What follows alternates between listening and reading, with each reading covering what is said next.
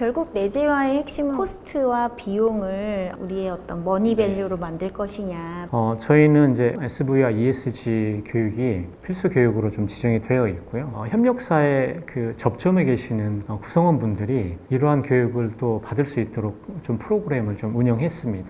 2022년에 프리즘이라는 ESG 전략 프레임워크를 개발하고 또 공개를 했습니다. SK하이닉스가 지속 가능성을 추구하는 이유와 방향성, 또 지향점, 그걸 향해 나아가는 여정을 우리의 이해관계자들에게 아주 투명하게 또 공개를 하고 있습니다.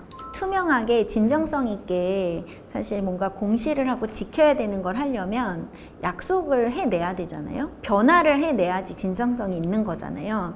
그러려면 실무자가 할 수가 없기 때문에 이런 탄소관리위원회 같은 거버넌스를 조직화해서 의사결정을 받고 또 그런 예산이라든가 또 변화에 대한 투자 또 이런 부분들을 이제 심의하고 의결을 받으면서 정말로 변화에 나간다라는 그 의사결정 거버넌스를 갖고 계신다라는 게 굉장히 중요한 포인트입니다. 이런 거버넌스 체계가 없어도 반드시 해야 되는 머스트가 엄청 들어오는 것 같아요. 예, 특히 협력사들을 엄청 많이 갖고 계시는데 앞으로 이제 지금 가장 화두가 되고 있는 CSDDD 같은 경우는 어떻게 보고 계시고 그것들을 어떻게 대응을 준비하고 계시는지 이제 조만간 유럽에서도 지침이 이제 내려올 거예요, 구체적으로. 근데 그 지침이 만들어지면은 그때 보면 너무 늦을 것 같아요. 예. 실질적으로 적용되기까지 한 3, 4년 정도 시간이 남아있다고 보기 하지만 센터장님 말씀처럼 그게 여유 있는 시간은 아니고요. 저희들이 정비해야 될 게 굉장히 많은데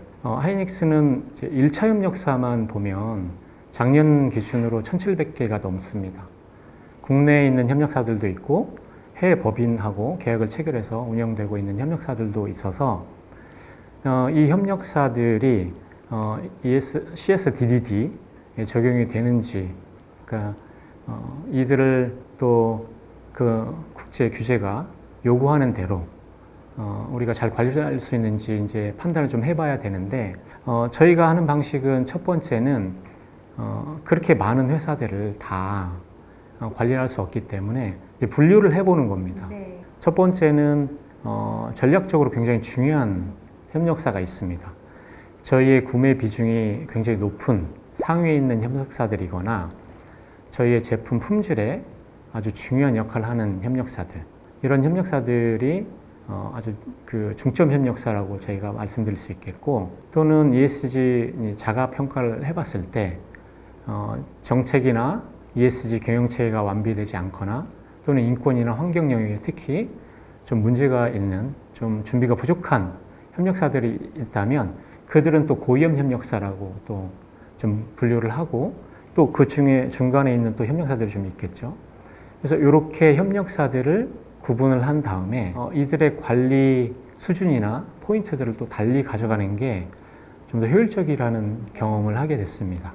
그리고 또 중요한 것이 그 공급망에서의 그 리스크는 하부 공급망에서 또 있을 수 있습니다. 그러니까 1차가 아닌 2차, 3차 협력사로부터 저희가 관리하지 못하는 그 영역에서 리스크가 발생할 가능성이 굉장히 높고요. 현실적으로 보면 저희 같은 원청사가 2, 3차까지 관리하기는 너무나 힘들기 때문에 이에 대한 접근 방식은 이렇습니다. 저희의 1차를 통해서 그들의 1차를 어떻게 관리해야 되는지 저희가 교육도 시켜드리고 지원도 해드리면서 저희가 해야 될 부분을 저희 1차가 하도록 이렇게 캐스케이딩 방식으로 체계를 좀 만들어 놓는 것이 굉장히 좀 중요하다고 또 보여집니다. 그럼 교육이나 내재화를 위한 어떤 정책, 교육, 서로 난리지 쉐어링 이런 게 되게 중요하겠네요. 맞습니다. 네. 네.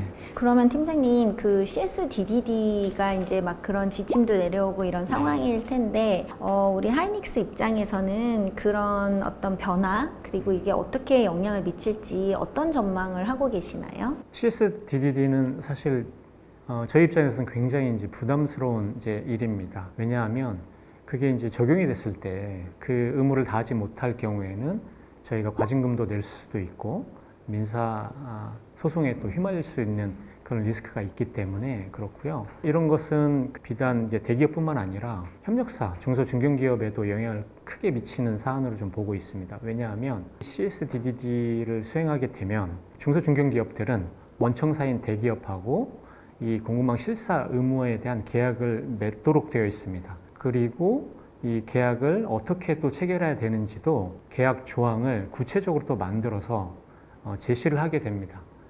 대충의 내용은 뭐냐면 각 엔터티가 원청사와 협력사가 이 안에서 공급망 실사를 할 때 어떤 역할을 해야 되는지 또 실사 기준들이 무엇인지 이제 또 구체적으로 명시가 되어 있기 때문인데요. 그걸 기준으로 원청사하고 협력사가 계약을 맺도록 되어 있습니다. 또 하나는 협력사들은 부정적 영향이 판단이 되면 그것들을 해소하거나 제거하거나 또 완화시키는 행동들을 해야 됩니다. 거기에 또 상당한 이제 리소스가 좀 투입이 되겠죠. 그리고 이것들을 제대로 하지 못했을 때는 CSDD의 지침상 그러한 협력사와 관계를 정리하거나 종료해라라고 또 권고를 하고 있기 때문에 우리의 협력사들이 이거를 제대로 하지 못했을 때, 준비가 되어 있지 않았을 때 비즈니스가 단절될 그런 위험도 있다는 것이 상당한 부담이 되겠죠. 벤더사도 걱정이고 원청사도 갑자기 이제 다 끊길 수도 있고 그렇죠. 이 업종이 그런 것 같아요. 디스플레이, 반도체 이 제조 중에서도 고객의 품질을 맞추면서도 그 밑에 이제 하청업체들과 같이 뭔가 다 이루어야 되다 보니까 그리고 조직도 엄청 분절화 이렇게 막 그룹화가 되면서 맞습니다. 크잖아요. 진짜 부담스러우실 것 같아요. 근데 약간 저는 또 한편으로는 이 부담을 하이닉스는 알고 있고 또 그 밑에 1차까지는 영향을 받아서 느끼는 것 같은데 2차, 3차까지 CSDDD가 어떻게 이제 영향을 미칠 것인지 그리고 그걸 하기 위해서 우리가 2, 3년이 있는 게 아니라 지금부터 뭘 체크해야 되는지가 아직 전달이 잘 안 돼 있는 것 같아서 그러니까 큰 기업과 정부 사이드에서만 계속 공급망 이슈가 있다, CSDDD다. 근데 그 실체가 뭐냐? 그러면 우리가 2차, 3차의 중소기업들은 뭐를 조금씩 준비할 수 있겠냐라는 거에 이제 본격적인 논의가 저는 돼야 된다라고 좀 생각을 하고 있어요. 뭐 여러 가지 유럽에 납품을 하고 있는 기업들은 어떤 부분에서 좀 고민을 더 많이 하고 있을까요? 뭘 더 해야 될까요? 네. CSDDD에서 요구하는 그 실사 의무 대상의 범위가 상당히 넓습니다. 단순히 이제 공급망, 서플라이 체인은 예를 들면 제조 단계에 연관되어 있는 기업들을 의미하는데 CSDD는 Chain of Activities, 즉 활동 범위에 포함된 기업들을 다 포괄하고 있습니다. 그 얘기는 뭐냐면 제조뿐만 아니라 제조 위에 운송, 그 다음에 보관하는 데 연관된 기업들까지 다 실사를 해야 되기 때문에 그 대상이 상당히 넓어진 거죠.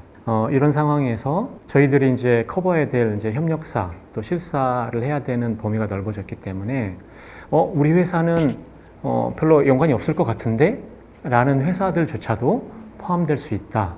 이걸 지금 모르고 있는 팀들, 여기 향후 2, 3년을 두고 기업 비즈니스에 어떤 ESG 경영 관점을 도입하나라고 봤을 때는 우리가 조금만 이 편을 보면서 생각해 보면 우리 충분히 여기 안에 들어가는 거였어.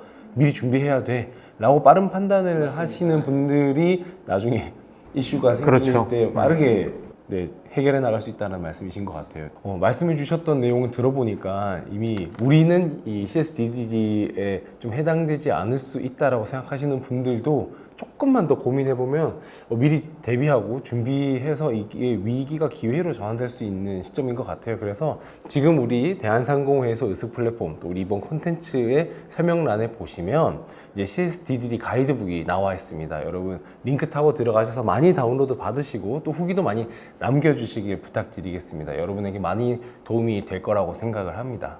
팀장님 요즘에 우리가 1편, 2편 때도 얘기했잖아요. 오픈톡방에 많은 실무자들이 있고 SK 하이닉스 팀장님을 되게 꿈에서도 만나고 싶어하는 친구들이 많을 것 같아요. ESG 주니어 실무자들 한마디 해주시면 되게 좋을 것 같아요. 어떤 일을 오래 할 수 있으려면 그 일이 나한테 재미가 있어야 되고 또 의미가 있어야 되고 또 성장을 할 수 있어야 되거든요. 근데 저도 회사 생활을 하면서 그 반도체 엔지니어를 하다가 그다음에 기획부서에서 전략 업무를 하다가 투자 업무도 하고 그리고 결국에는 ESG를 제가 선택해서 이제 온 것인데 ESG라는 업무는 본인에게 굉장히 의미가 있을 겁니다.